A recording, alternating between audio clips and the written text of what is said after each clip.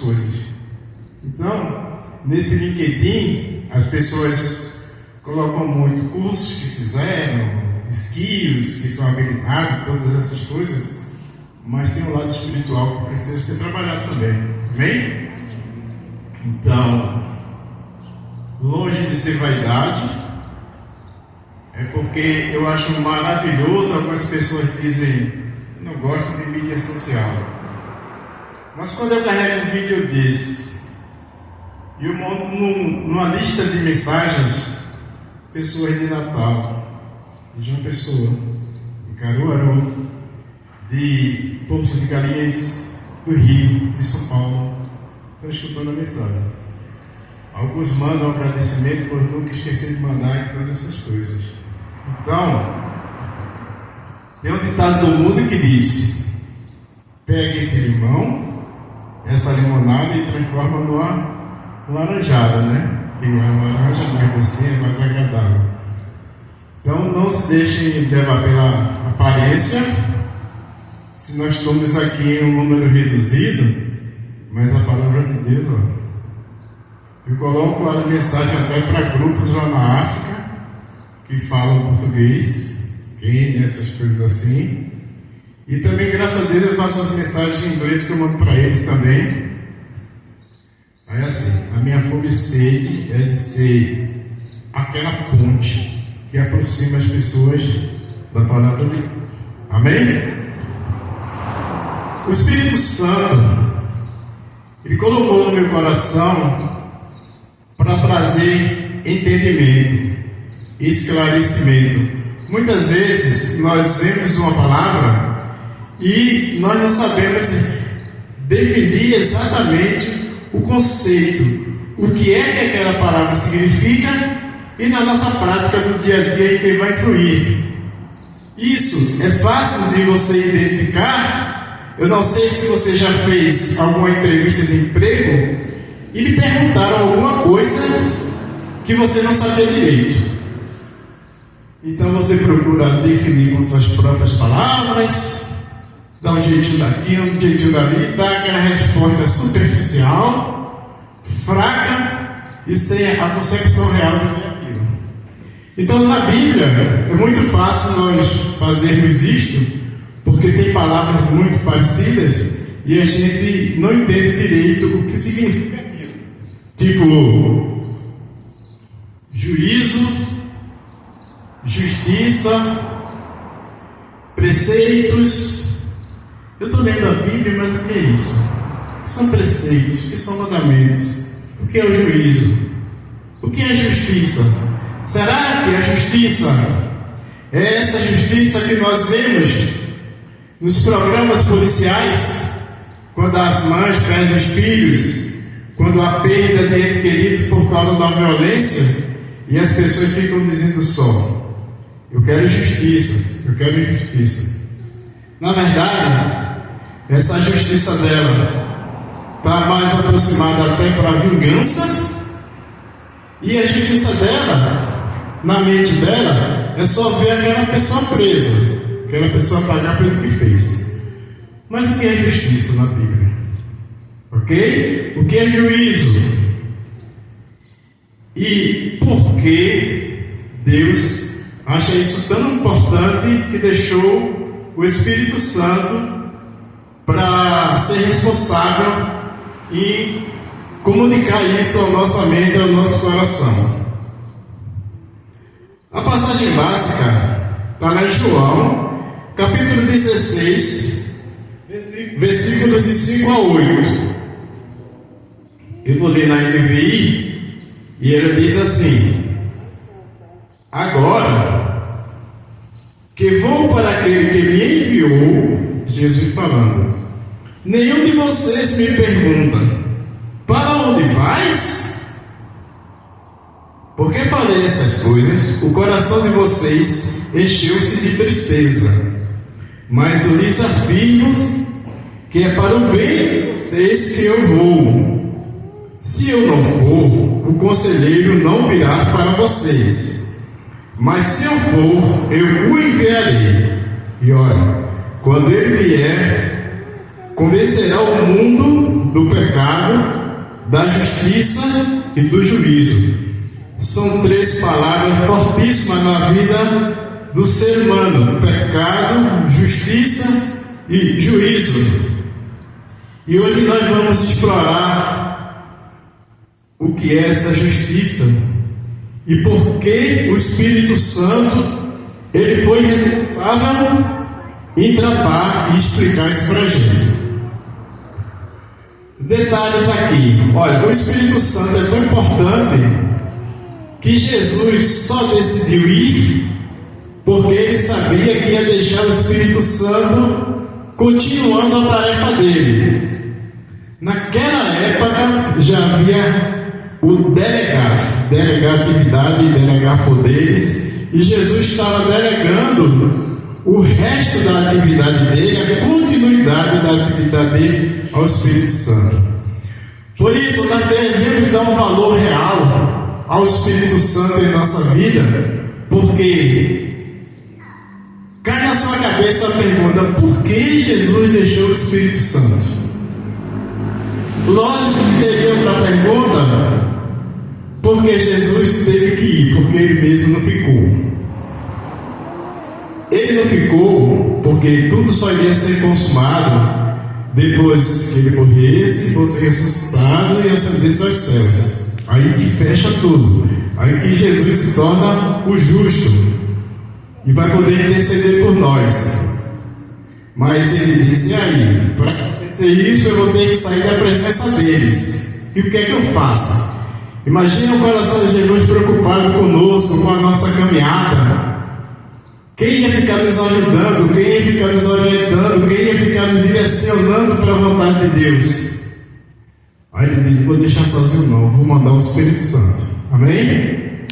Então, é um desastre quando a gente não trata e não vai ao Espírito Santo, considerando o valor e a expressão que ele tem na nossa vida e que Jesus o considerava tanto que deixou para tomar conta da gente. Então, quando diz que o Espírito Santo é nosso Consolador, é porque ele está junto conosco o tempo todo, nos direcionando, nos alertando, nos ajudando. Amém? E demonstra também o amor de Jesus, porque ele diz: eu vou, mas não vou deixá-lo só. Quando o versículo diz, no versículo 5: agora que eu vou para aquele que me enviou, Jesus está falando sobre uma partida iminente, vai acontecer em pouco tempo, que vai ser através da crucificação, ressurreição e depois a ascensão. Ele voltará para o Pai, de quem foi enviado. Os discípulos, eles ficam confusos e tristes, pois ainda não compreendem completamente os eventos que estão prestes a acontecer, embora Jesus até já houvera falado. Então, versículo 7: se eu não for, o conselheiro não virá. Jesus revela a necessidade de sua partida para que o Espírito Santo possa vir. O Espírito Santo terá um papel central na continuidade da obra de Jesus. Ele estará capacitando os discípulos e também convencendo o mundo. E o versículo 8: quando ele vier, convencerá o mundo do pecado, da justiça e do perdão. São três estágios. Primeiro, nós estamos no pecado. E esse pecado, ele causa separação nossa com Deus. Ele causa conflito. Porque Deus é puro, Deus é santo, ele não vai conviver com o pecado. Mas Deus, ele é que vai aplicar o juízo. Como diz lá em João 3, que aqueles que aceitaram Jesus Cristo como seu Salvador, eles terão a vida eterna, mas os que não aceitaram vão submeter-se à condenação eterna. Então tem o pecado aqui, e tem Deus lá no final, aplicando juízo sobre os pecadores. Então Deus provê Jesus. Jesus está nesse meio. Jesus, como ele veio e cumpriu tudo que a lei do Antigo Testamento cobrava, Jesus, ele foi considerado por Deus o justo, o que pagou por esses pecados, para todo aquele que for e aceitar Jesus Cristo, ele passa a ser justificado. Ele errou, mas Jesus foi lá, pagou um preço, e Deus está dizendo: todos aqueles que acreditarem, que confiarem em ti, que entregar a vida a ti, eles já estarão justificados. Depois, tem mais uma fase na nossa vida como cristãos, que é a santificação.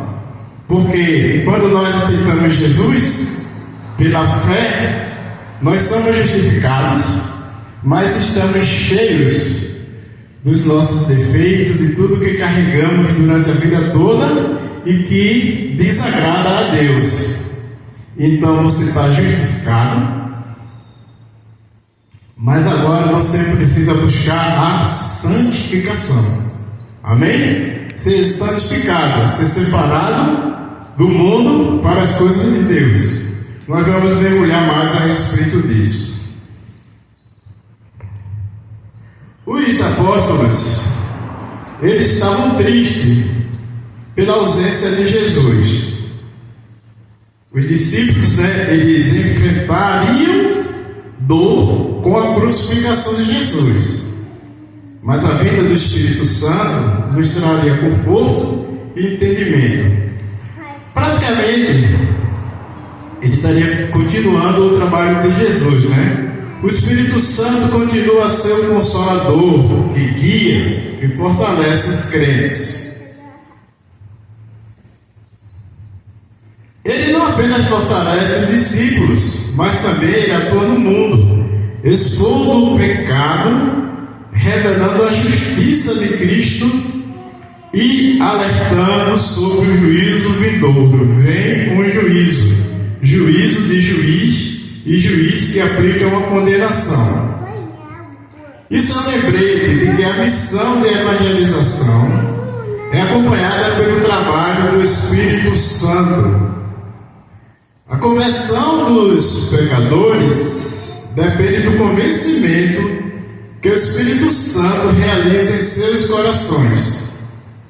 Ele abre os olhos para a verdade do Evangelho. Tanto que Deus, ele só pede para nós levarmos a palavra. E ele até vai dizer no outro versículo que um semeou, outro foi lá, aguou, outro cuidou, mas Deus é quem dá o crescimento. Amém? Então, quem convence do pecado é o Espírito Santo. E nós, como ferramenta nas mãos de Deus, nós levamos a palavra de Deus, mostramos a expectativa de Deus para nossas vidas, mostramos como deveríamos ficar no centro da vontade de Deus. Mas aí quem vai fazer aquilo vingar no teu coração, provocar uma atração e um desejo teu de se aproximar de Deus, é papel do Espírito Santo. Amém? Paulo até vai dizer que não é por palavras sábias, não é por ele falar bonito, falar muito explicado, que as pessoas vão ser aceitas. O pecado, que é o primeiro estágio, todos sabem que ele entrou no mundo através de Adão e Eva, através de Gênesis 3. Mas através desse evento, o pecado afetou toda a humanidade. Se você for em Romanos 3:23, Paulo vai estar falando isso, que todos pecaram. E eu acho lindo a Bíblia, porque uma coisa que foi um evento que aconteceu em Gênesis está sendo mencionado no Novo Testamento, como no caso aqui no livro de Romanos. Isso ensina o que para a gente? Quanto mais nós mergulharmos na Bíblia, nós vamos ter mais entendimentos. Amém?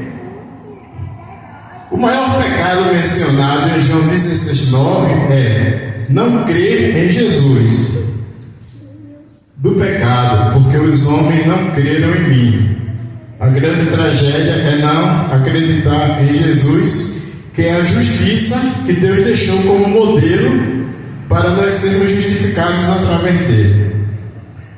O Espírito Santo, ele convence as pessoas do pecado ao expor sua condição espiritual e a sua necessidade de salvação. Amém? Justiça é a retidão perfeita exigida por Deus e revelada em Cristo. Preste atenção como isso é importante. A justiça tem um alto padrão, porque a justiça é originada em Deus. E esse padrão de justiça ela é exigida por Deus. Aí eu perguntei para vocês no começo, o que é justiça? Falei daquela justiça que a pessoa fala na televisão, né? Mas, biblicamente, a justiça que é exigida por Deus, ela é revelada em Jesus Cristo. Então, embora nós estejamos falando do Espírito Santo, veja que está desviando, apontando um pouquinho para Jesus já, né? Porque o Espírito Santo ele veio para alertar e dar consciência do pecado, mas ele vai dizer que existe um padrão de justiça, que é Jesus, que é representado pela vida de Jesus, que quando nós reconhecemos Jesus como nosso Salvador, essa justiça é imputada para nós. Então nós passamos a estar justificados. Mas quando eu digo justificados, nós não passaríamos pelo juízo, que é outra palavra que pode confundir, que é o juízo final, que Deus vai dar a sentença. Na verdade, Ele vai dar para todos, de acordo com as obras que fizeram na terra, de acordo com as obras que fizeram pela carne.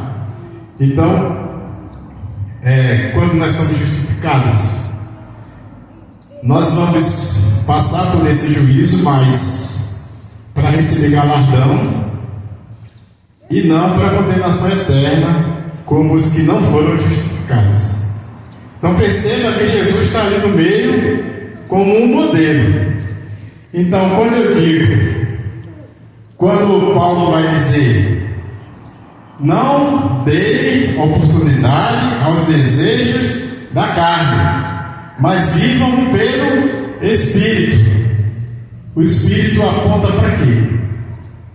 Para a justiça que está em Jesus. E aí, o que é que nós vamos fazer? Buscar o modelo, o padrão de vida de Jesus Cristo para seguir por Ele. Estar no centro da vontade de Deus é ser exatamente imitadores de Jesus. Ok? Então, você dizer: eu sou cristão e eu tenho o Espírito Santo. Amém, glória a Deus. E em que na tua vida tu vem refletindo a justiça? Porque a justiça, o modelo de justiça foi Jesus Cristo, que veio, obedeceu a tudo, amou, perdoou, foi misericordioso e por isso ele venceu o pecado e venceu a morte. Essa é uma palestra, um ensinamento, uma mensagem, uma ministração, como eu queria chamar, muito esclarecedora para a nossa vida, porque nós não estamos por acaso. Nós temos um modelo e esse modelo é que vai nos fazer agradar a Deus. E esse modelo é Jesus Cristo, que é chamado de justiça.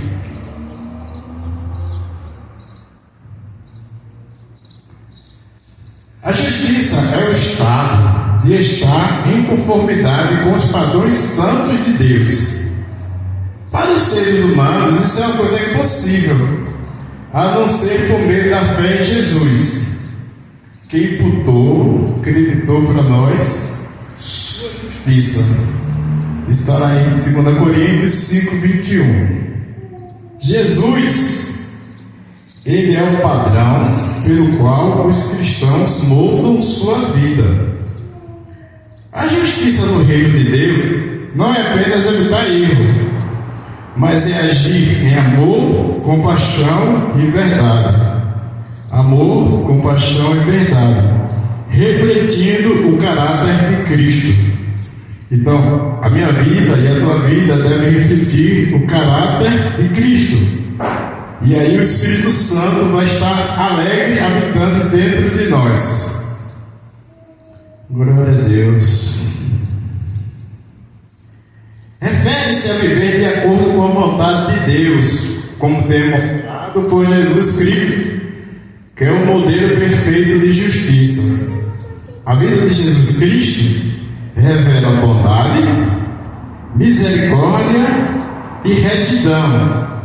E essas coisas que nós deveríamos praticar como um cristão: bondade, amar o próximo como a ti mesmo, misericórdia. A pessoa nem merece, mas você está intercedendo por ele. E retidão, fazer conforme a vontade de Deus, sem querer estar levando vantagem e sendo injusto. Então, é interessante, isso deveria impactar muito na nossa vida. Quando nós saímos daqui, nós estamos refletindo: quanto eu tenho tido de bondade, de aconselhamento, de vontade de ajudar, de vontade de compreender, de vontade de fazer a diferença na vida do outro. Porque, irmãos, a coisa mais fácil que tem é a gente estar se enganando. Está dentro de uma igreja, está vindo aos cultos, está com título de cristão e está desagradando a Deus, não está fazendo conforme Deus pede. E isso acontece dentro da nossa própria família. Conflito, desentendimento, incompreensões, julgamentos e tantas coisas.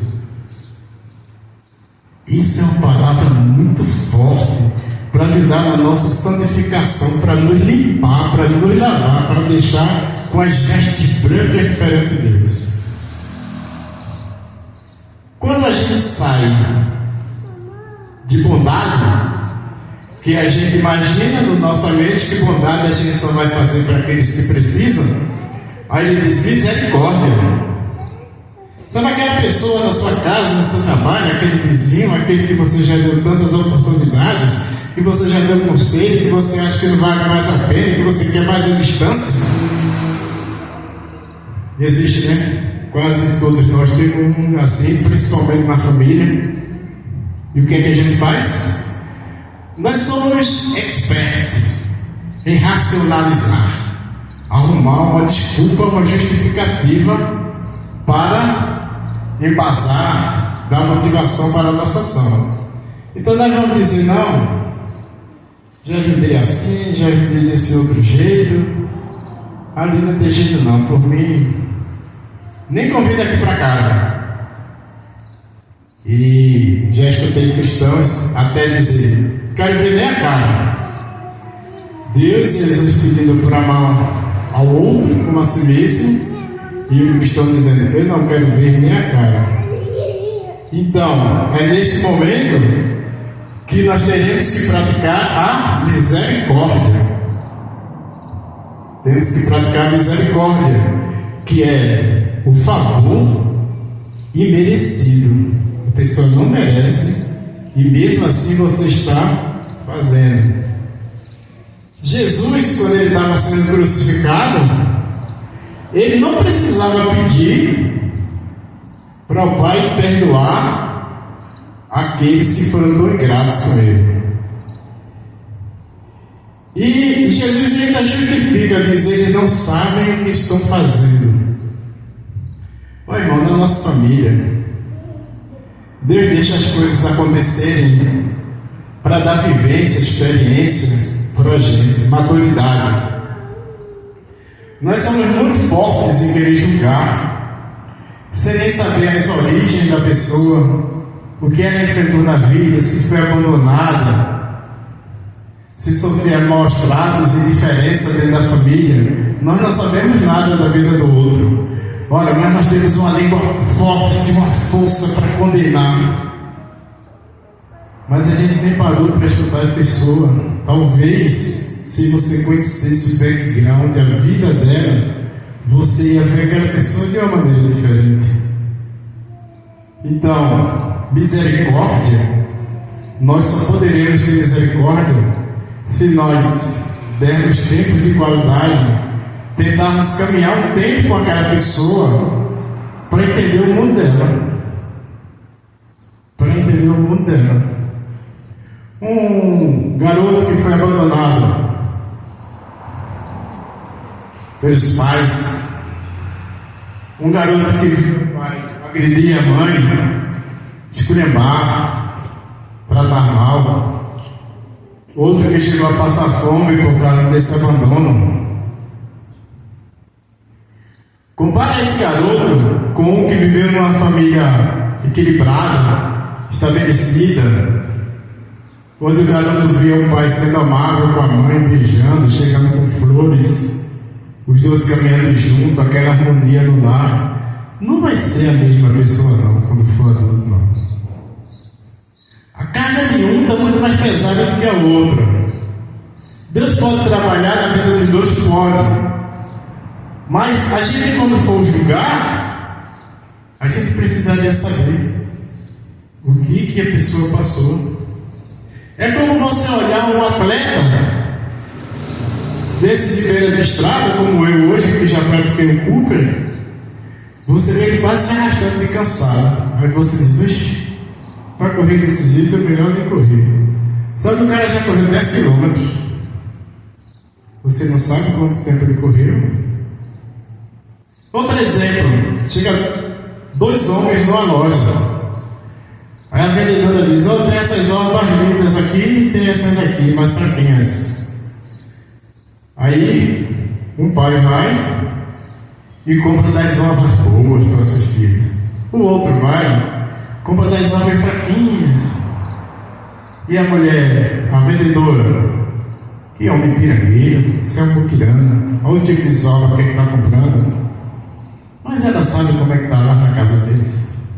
Ela tem direito de julgar. Então, tudo isso são características, são atitudes, são comportamentos normais do nosso Senhor Jesus Cristo, tendo misericórdia, mergulhando na vida das pessoas e entendendo. E aí, por isso que Jesus Cristo é a justiça, é o símbolo da justiça, é o padrão. Entenderam? Então, primeiro a bondade, que aí é mais fácil para a gente fazer, mas depois ter misericórdia, que a gente vai tratar com pessoas que a gente acha que não merece. E depois a retidão. A retidão é uma coisa muito séria, irmão. No seu trabalho, alterar um preço de produto, enganando o cliente para poder ganhar uma comissão maior, tentar puxar o tapete do colega para pegar a posição dele, dizer falsas, pequenas mentiras. Como nós devemos olhar para dentro de nós mesmos e dizer, eu tenho me esforçado para ter retidão com Deus. Disto, este pecado, essa falha, eu não carrego comigo. E você pensa que eu estou falando de coisas difíceis de acontecer, mas quantos escândalos e quantas coisas a gente vê no meio cristão por conta de desvios financeiros, de infidelidade sexual, de injustiça no tratamento com os irmãos, só porque não há retidão. Quando você é um líder da igreja e eu tenho a maior atenção contigo, eu te convido para minha casa, eu quero estar perto de ti, mas o irmão lá no cantinho mais simples, eu quase não chego perto, dou um amém a pulso a ele. Eu estou sendo justo? Eu estou tendo retidão? Então, irmãos, a didática de Jesus Cristo, ele era muito linda. Ela era muito linda. Ele se esforçava com exemplos do dia a dia. Ele procurava a maneira melhor possível para que as pessoas pudessem entender. Jesus, ele adorava ensinar, porque ele sabia que a transformação na vida das pessoas, a base, a rocha, é a palavra de Deus.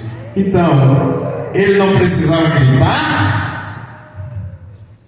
ele não precisava falar em línguas entre cada frase, ele não precisava usar de outros subterfúgios. Bastava para Jesus pregar a palavra e explicar.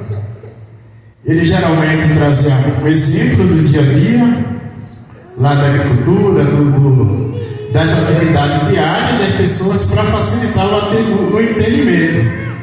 E a ideia aqui é essa, irmão. A ideia aqui é essa: que você entenda que se você está no pecado, vai haver um juízo lá no final. Mas Deus, quando você aceita Jesus Cristo como seu único e suficiente Salvador, você é justificado, porque Jesus pagou os nossos pecados com o sofrimento dele na cruz. Amém? Mas você entende que a partir de agora você vai viver por aquele modelo de justiça. E o nosso modelo de justiça é quem? Jesus Cristo. Então nós temos que nos apegar a tudo que Ele fez e tudo que Ele ensinou, e nos esforçarmos pedindo em oração para aplicarmos no nosso dia a dia. Porque depois que nós estamos justificados, aí nós precisamos caminhar para a santificação. Caminhar para a santificação, para viver conforme as expectativas e os desejos de Deus. Tem um versículo lindo, eu acho que é lá em 1 João, que diz: se tu estiveres no centro da vontade de Deus, tu pedireis o que quiseres e será feito. É um versículo lindo e maravilhoso, poderoso para você pregar e para fazer a igreja levar a gritar amém, como fosse um grito de gol. Pelo final, pedireis tudo o que quiseres e vos será feito. Mas desde que a pessoa esqueça o começo do versículo, que diz: se tu tiveres no centro da vontade de Deus. Nós precisamos, irmão, a ir em profundidade, a refletir, a raciocinar, a fazer perguntas sobre o que lemos, para poder termos compreensão. Eu gosto muito do idioma inglês e tem uma técnica que eu não sei se é dos 3 ou dos 5 porquês. 5 why, que é porquê. Uma pessoa te fala alguma coisa tentando explicar, aí você faz pelo menos 3 perguntas, por quê? Aí ela vai explicar descendo um nível. Aí você procura naquela explicação dela, você encontrou outro porquê, que vai forçar ela a ir mais a fundo. Aí ela encontrou uma justificativa para aquele primeiro porquê dela, mas ela está no segundo. Aí você, por quê? E aí você vai levando a pessoa a refletir. Isso é tão interessante e tão bonito que você devia aplicar para o seu filho. Por que você fez isso com o seu irmão? Por que você tratou ele assim? Ele vai tentar justificar. Quando ele explica, aí você, mas por que você agiu dessa maneira? Teria outra possibilidade? Aí ele vai explicando e você vai forçando aquele raciocínio e vai, talvez, levar ele mesmo a perceber que poderia ter feito diferente. Amém? Então, a palavra de Deus também tem que ser assim. Nós temos que buscar, entender, tá? Jesus é o padrão pelo qual os cristãos moldam sua vida. A justiça no reino de Deus não é apenas evitar erros, mas agir em amor, compaixão e verdade, refletindo o Espírito do nosso Senhor Jesus Cristo. Vou passar só 2 versículos mais para a gente entender como Jesus Cristo se fez essa justiça. Em Mateus 5,17, Jesus diz: não pensem que vim abolir a lei ou os profetas. Não vim abolir, mas cumprir. Aí você diz: hoje esse versículo nem fala a palavra justiça. Por quê? Vai. Jesus esclarece que sua missão não é desfazer a lei ou os ensinamentos dos profetas do Antigo Testamento, mas de trazer seu cumprimento pleno e perfeito. Ele viveu em total obediência à lei, revelando seu verdadeiro propósito espiritual. Aqui a justiça aparece como cumprimento da vontade de Deus, que naquela época era representada na lei e nos profetas, e realizada plenamente por Jesus. Jesus, ele conseguiu executar o que ninguém havia conseguido. Amém? Só que você consegue perceber que Jesus, ele vai aprimorar isso, ele vai um pouco mais além. Ele vai reduzir a 2 mandamentos: amar a Deus de todo o coração, toda a força, todo o entendimento, e ao próximo como a ti mesmo. Porque a lei era algo que superficial, de religiosidade, que as pessoas estavam cumprindo, mas não tinham o verdadeiro amor e sentimento que Deus quer que nós tenhamos uns com os outros. Então Jesus, ele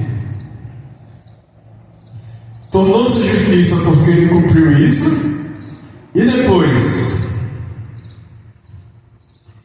em João 16,10, quanto à justiça, porque eu vou para o Pai e vocês não me verão mais.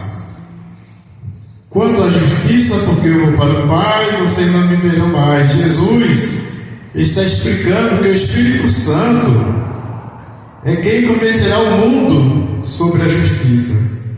Essa justiça demonstrada em sua vida e validada por sua ascensão ao Pai. Jesus só foi justo porque ele conseguiu cumprir.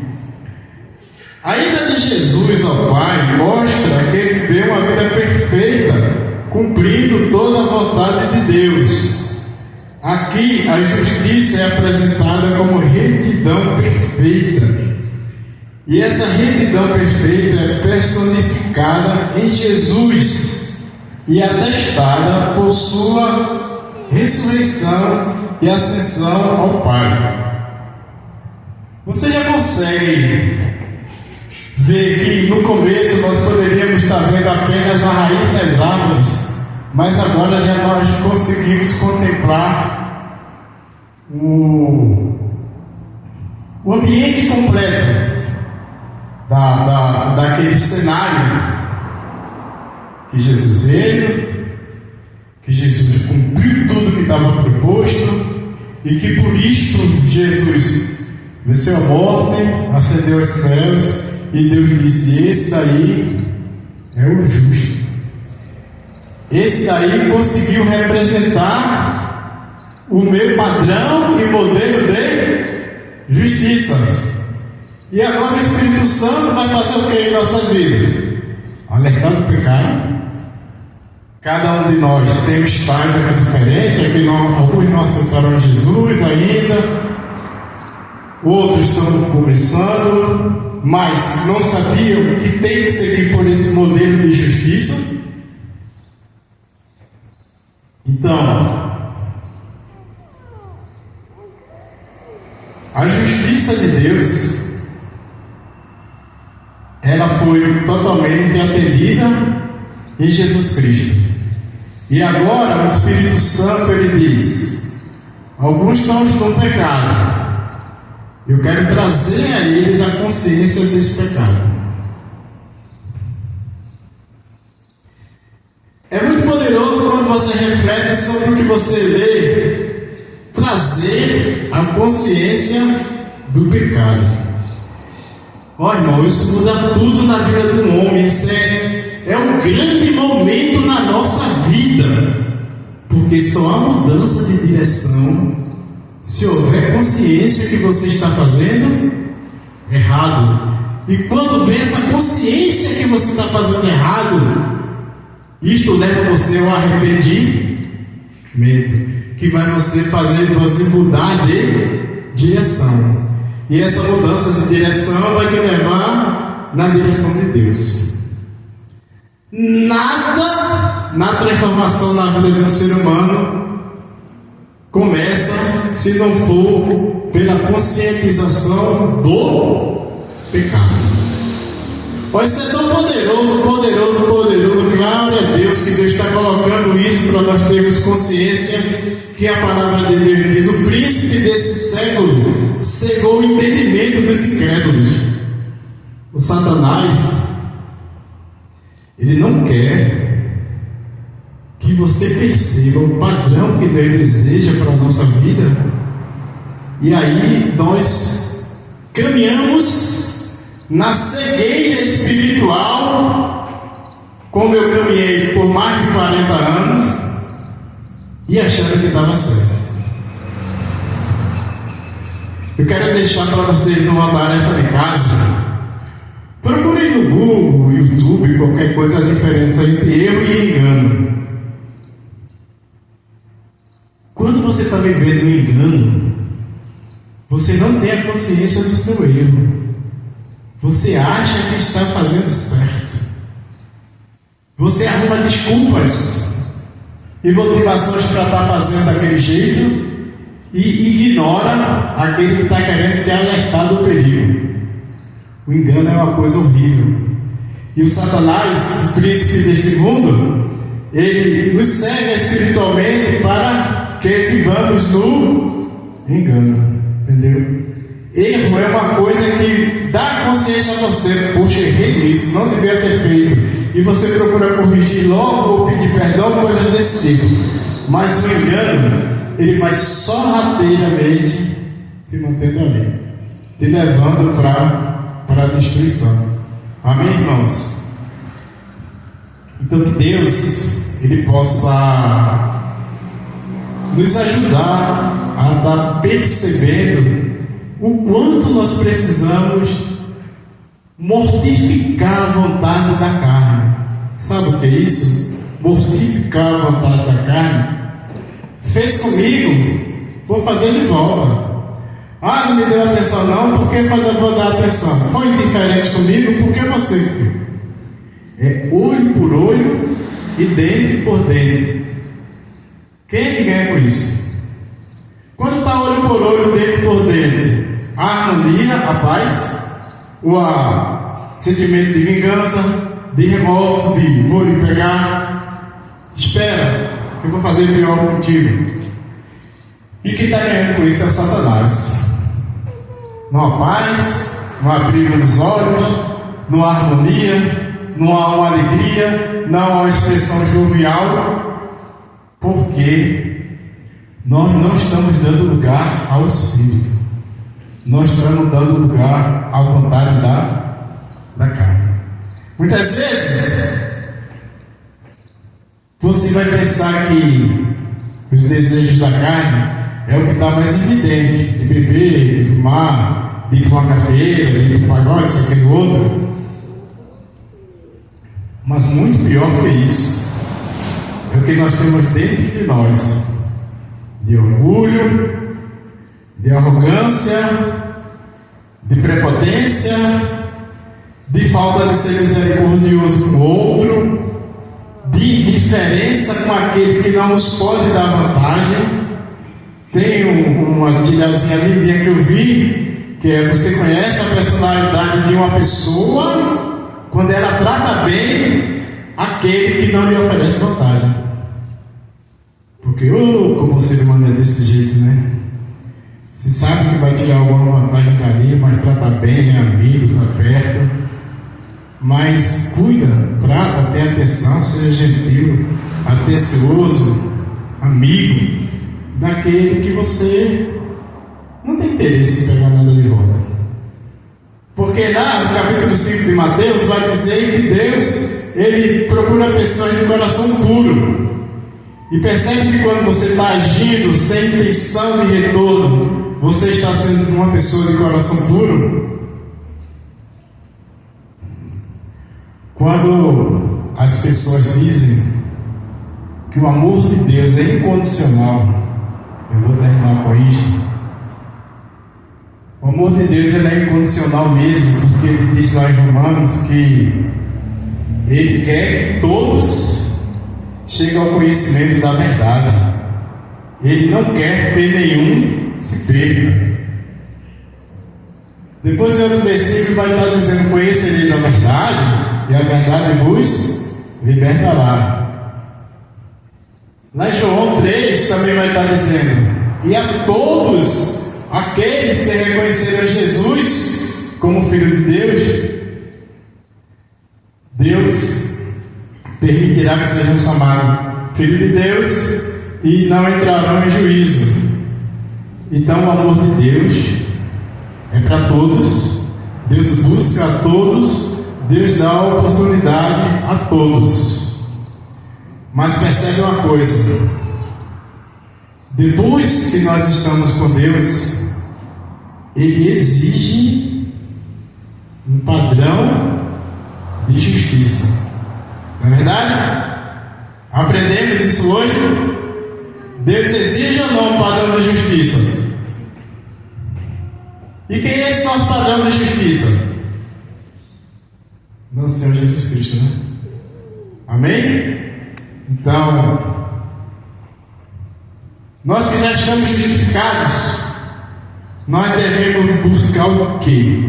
O que é que você vai sair daqui com a ânsia de buscar e aplicar cada mais na sua vida? A santificação, né? Tem que buscar a santificação, porque não podemos viver o Evangelho em que nós escutamos o versículo, entendemos o versículo, sabemos que é importante, mas não praticamos. E Deus ele tem uma visão sistemática tão ampla que Ele já sabia o que ia acontecer. E aí Ele diz: olha, não engane a si mesmo. Porque se você estiver escutando, como nós estamos escutando agora, isso vale até para mim, que estudei antes, preparei, busquei com o Espírito Santo. Estou compartilhando porque é a vontade de Deus. Mas se não praticar, Ele diz que nós estamos enganando a nós mesmos.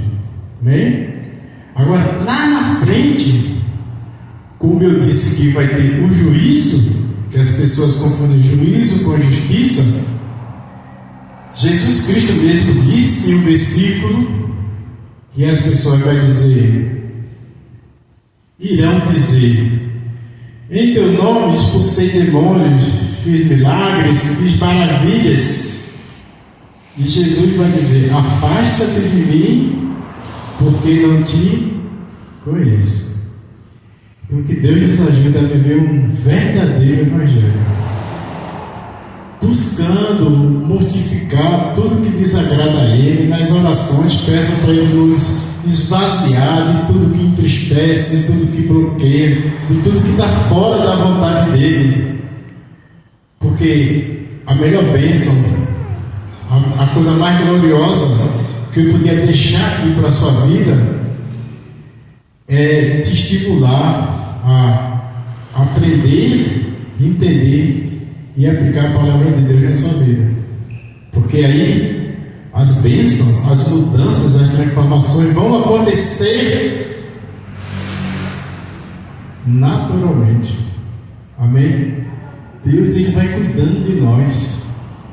A palavra de Deus diz que o mundo, os olhos não viram, os ouvidos não ouviram, o homem não entende o que Deus tem preparado para aqueles que o amam.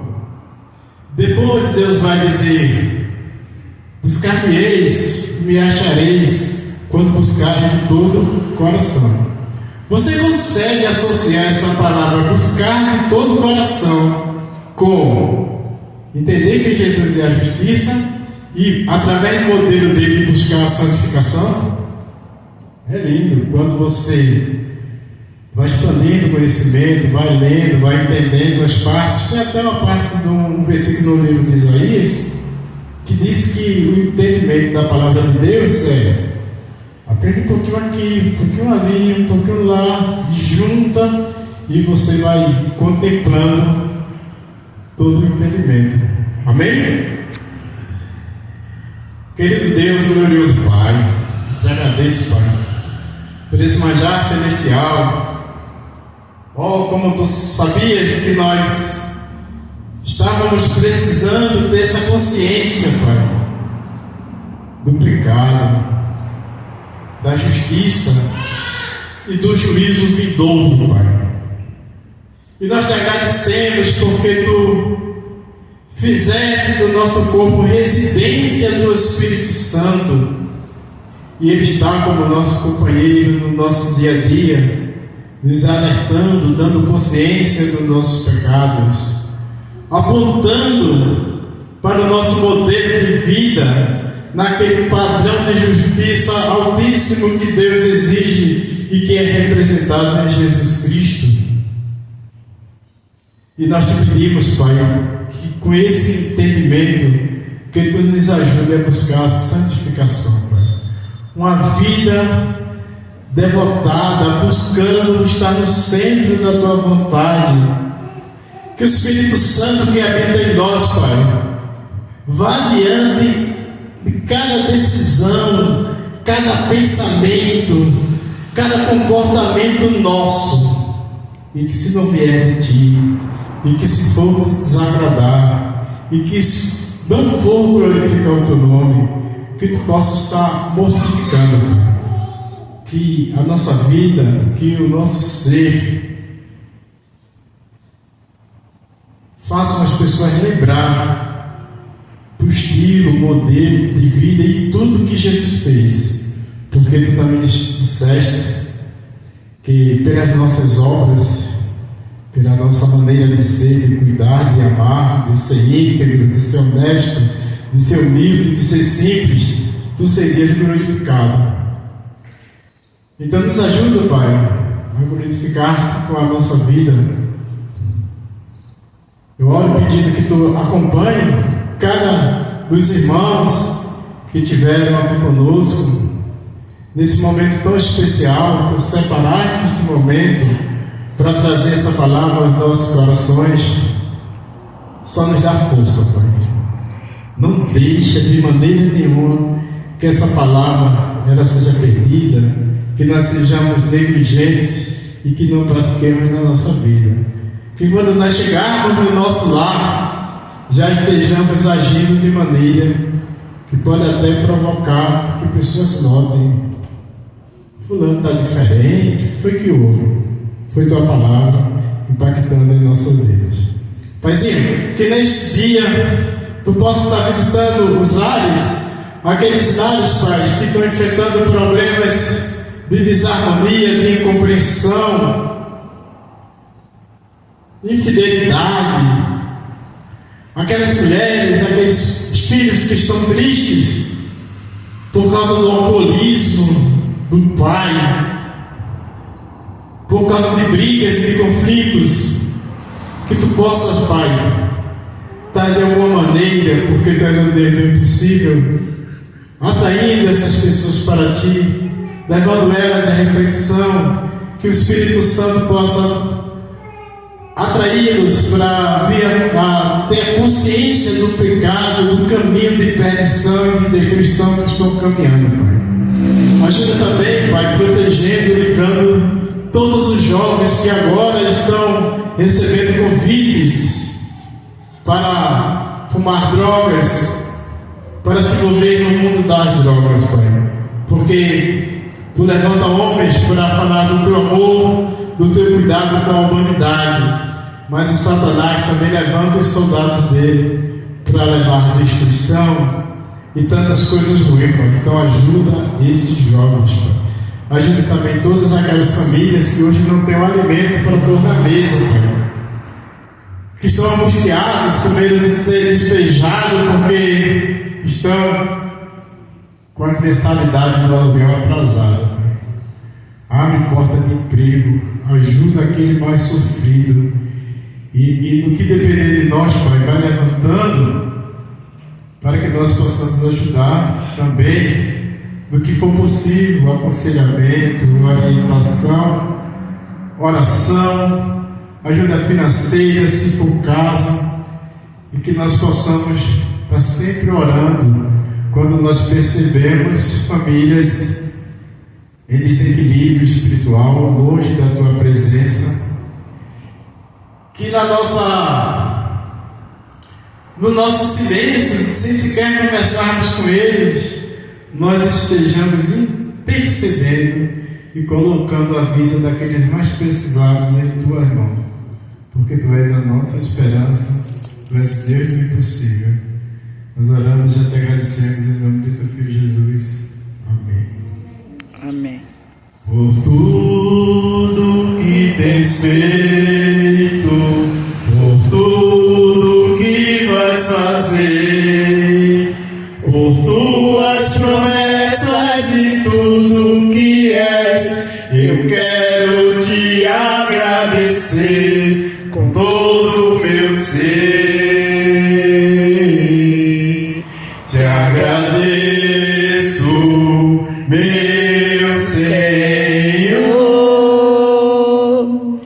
Te agradeço, meu Senhor. Te agradeço por me libertar e salvar, por ter morrido em meu lugar. Te agradeço, Jesus, te agradeço.